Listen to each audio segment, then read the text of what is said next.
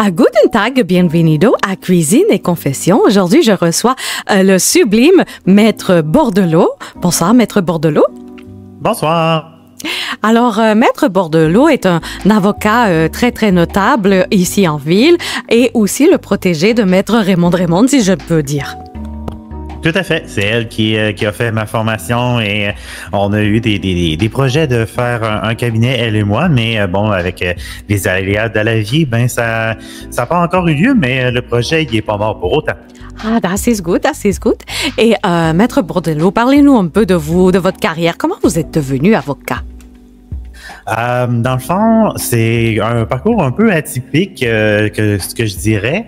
Dans le fond, dans une autre ville, parce que bon, ça fait maintenant un peu plus qu'un an que je suis avocat. Il y avait justement des offres d'emploi au niveau du département de la justice. Et moi, je suis Canadien d'origine, mais en ayant vu ça, bon, par jase avec les contacts, j'ai vu justement qu'il y avait de l'opportunité là. Et au Canada, où je viens, j'étais fonctionnaire de bureau pour un bureau municipal.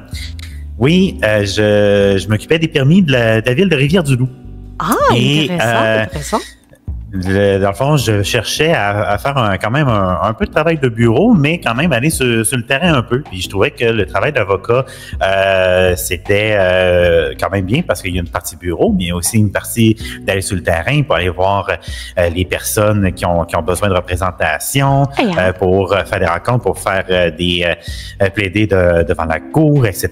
Donc, j'ai fait mes études et c'est Maître Raymond qui m'a pris sous son aile comme stagiaire en premier, puis après ça, quand j'ai passé mon barreau, on a eu des cas ensemble.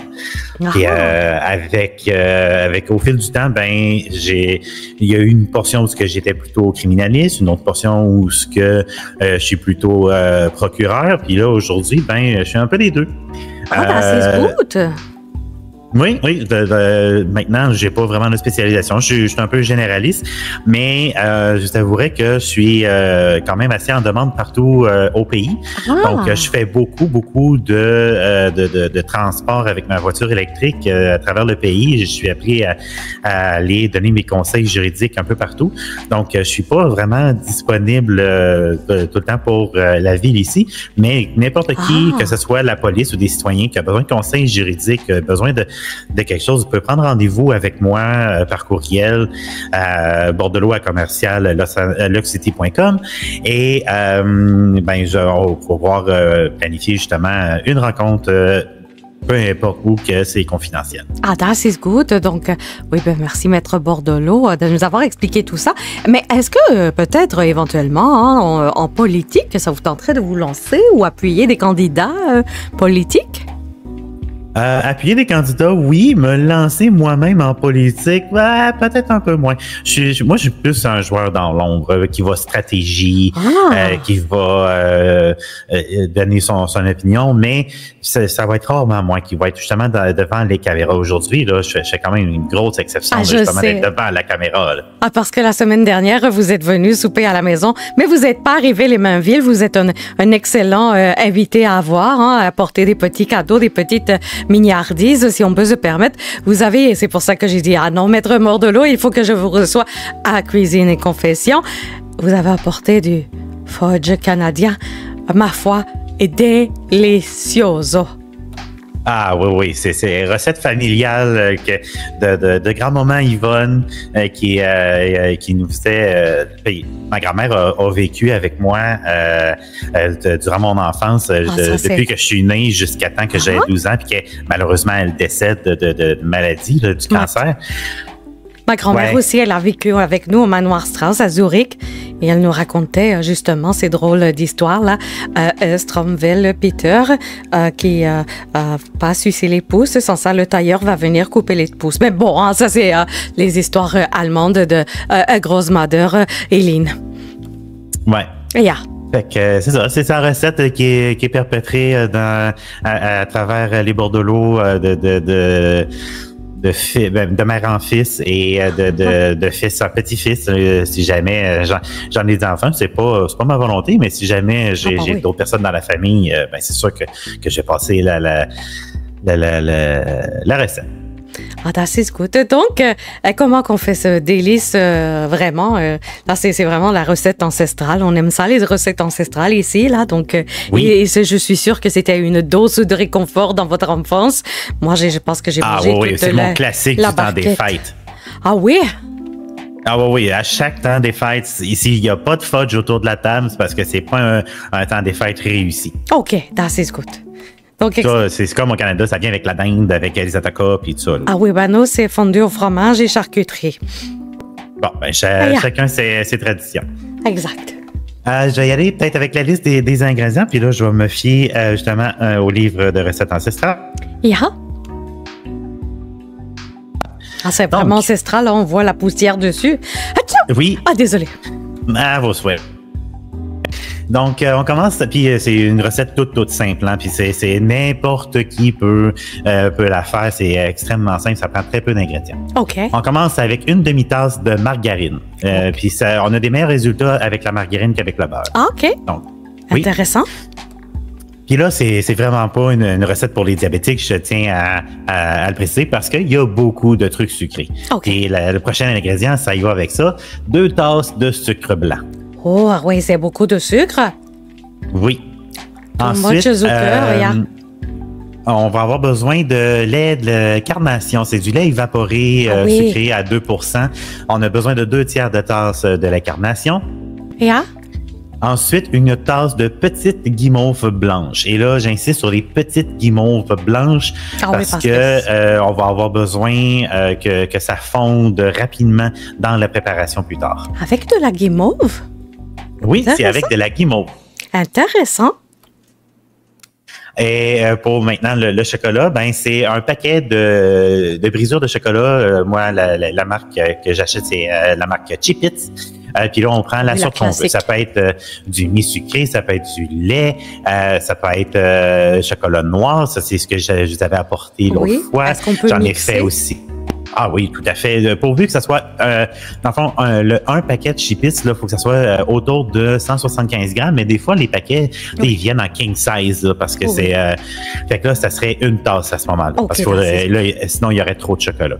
Mais ça peut être aussi du chocolat à la menthe, chocolat, caramel, fleur de sel. Bref, toutes les sortes qu'il pourrait y avoir. Peut-être le blanc que j'ai pas essayé, que je sais pas quel résultat que ça donne. Mais j'avais déjà essayé fudge au chocolat blanc, donner mauvais résultats parce que je voulais faire dans les premières années. Vous savez, quand on est nouvellement maman, on veut faire des choses à Noël, justement, un peu funky, surtout en Amérique, et mettre colorant petit et découper avec un porte-biscuit. Non, ça, c'était 999. Un vrai désastre. Ouais. C'est ça.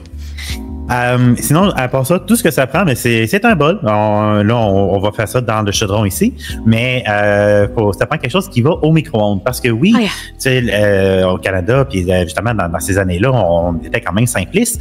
Donc, il faut faire ça au micro-ondes. Et là, le temps de cuisson va différencier par rapport à la puissance du micro-ondes. OK. Donc, si on a un 700 watts, on va avoir 2 cuissons de 5 minutes 15. Si on a un 750 watts, 2 fois 5 minutes. Si on a un 1000 watts, 2 fois 4 minutes 30. Et si on a un 1100 watts, 2 fois 4 minutes 20. Si vous avez plus puissant que ça, ben il faut réduire le temps de cuisson en conséquence. Et là, ça va être le jeu du essai-erreur qui va compter parce que j'ai pas fait... d'être quasiment micro-ondes industriel. En 30 secondes et c'est prêt. Exactement. Donc, on commence par mélanger le sucre, le lait et carnation et la margarine dans le bol. Donc, on peut faire ça tout de suite. Et on va envoyer une première fois au micro-ondes pour une première cuisson, justement sur longtemps. Je mélange ça, là? Oui. Ah, désolé, c'est avec une spatule qu'on mélange? Ah, une spatule en bois, une spatule à barbecue, n'importe quel ustensile de cuisine. On se casse pas le basic, puis pourvu que ça soit mélangé. OK. Donc, voilà. C'est mélangé, parfait. Maintenant, on envoie ça au micro-ondes. Et on attend un petit 30 secondes le temps que ça chauffe. On va mettre une pause publicitaire.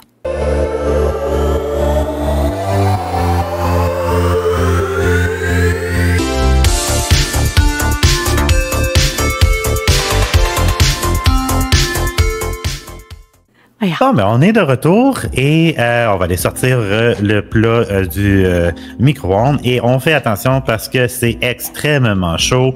On met des gants, des mitaines de faux parce que sinon, du sucre chaud, il n'y a rien de plus qui brûle. Je parle par expérience, j'ai brassé trop vite et le sucre chaud m'a volé sur la main et ça m'a brûlé au 2e degré. Ah oui, ma grand-mère me parlait de ses voisins qui étaient brûlés au 2e degré par de la chaux durant la 2e guerre mondiale. Ouais, et puis là, justement, il ne faut pas laisser ça longtemps sur la peau parce que si ça va au 3e degré, ben là, il faut prendre la peau du cul pour faire une greffe de peau. Donc, soyez prudents en cuisine et évitez d'avoir des voisins qui vous lanceront de la chaux. Exact. Ensuite, ben, on fait juste brasser pour bien incorporer tous les ingrédients. C'est peut-être un 30 secondes qu'on brasse, c'est juste pour dire que tout est incorporé. Et on retourne le tout dans le micro-ondes pour une autre séance de cuisson du temps qu'on avait dit. Et là, pendant que ça cuit, c'est quelque chose qui est bien important. Il faut avoir déjà de près la tasse de petite guimauve déjà mesurée. Puis, qui est juste ici. Exact. Puis, n'hésitez pas, là, il y en a des petits contenants d'une tasse, n'hésitez pas à écraser un peu les guimauves là, pour enlever tout l'air, là, parce que sinon, il va y en avoir moins. Et pendant ce temps-là, on pourrait se prendre un petit verre de vin. Oui.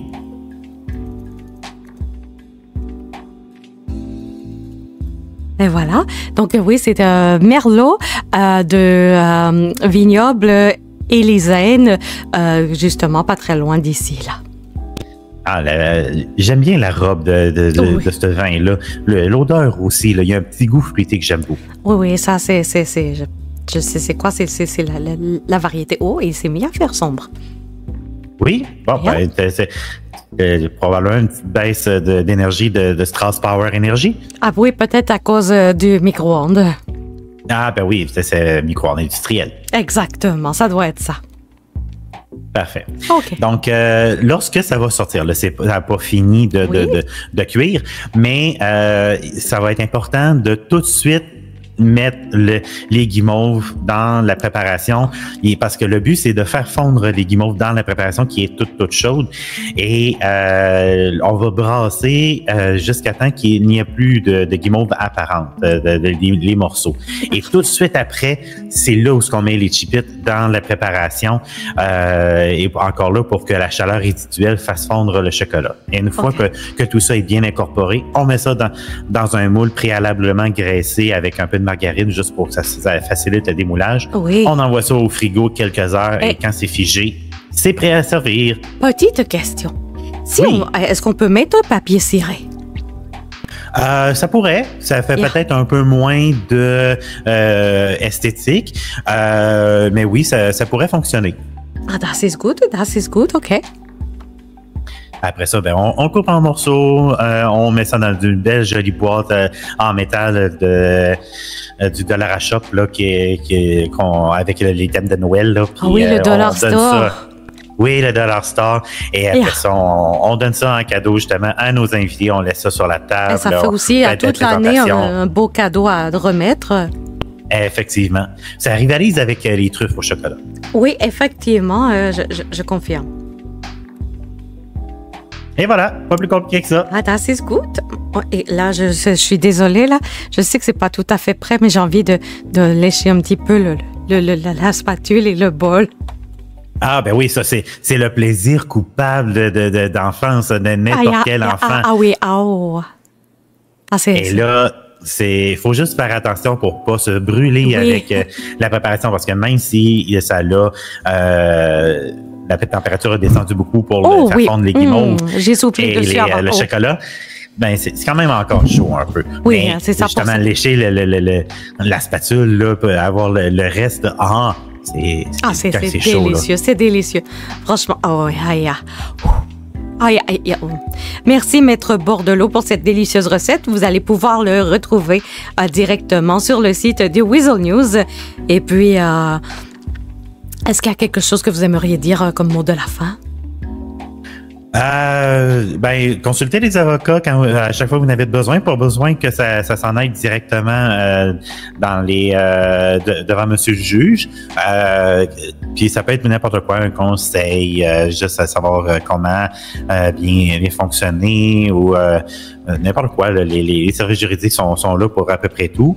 Ce que vous avez besoin au niveau de paperasse juridique. Puis si jamais vous avez besoin aussi de formation côté police, j'avais déjà donné l'information à vos supérieurs, mais ça me dérange pas de vous assister à ce niveau-là. Comme je disais, j'ai autant fait de la pratique en tant que procureur qu'avocat criminaliste. Ah, das ist gut. Eh bien, merci, Maître Bordelot, pour cette délicieuse recette encore une fois. Et c'est clair que je vais reprendre encore un autre 5 kilos cette semaine. Mais bref, je vais m'y mettre immédiatement à la confection de ces délicieux fudge. Et je pense que je vais me mettre à en donner à tout le monde. Encore une fois, merci infiniment. Et nous nous reverrons très bientôt pour un autre épisode de Cuisine et Confessions. À la proxima. Ciao.